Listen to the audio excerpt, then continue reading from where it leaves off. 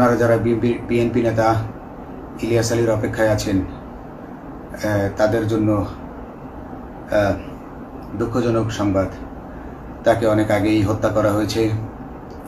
তাকে পতেঙ্গা সমুদ্র সৈকত দিয়ে কড়া পাহারায় সাগরের মাঝখানে নিয়ে স্পিড বোটের মাধ্যমে মুখে পলিথিন পেঁচিয়ে হত্যা করে, তার পেট ছুরি দিয়ে ছিদ্র করে, তাকে পাথর দিয়ে বেঁধে সাগরে ডুবিয়ে দেওয়া হয়েছে।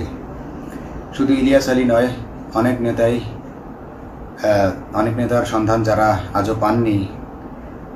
কিছু মানুষ তো ঘর থেকে উদ্ধার হয়েছে, কিন্তু যাদেরকে আপনারা পাননি তাদের সবার এই করুণ পরিণতি হয়েছে।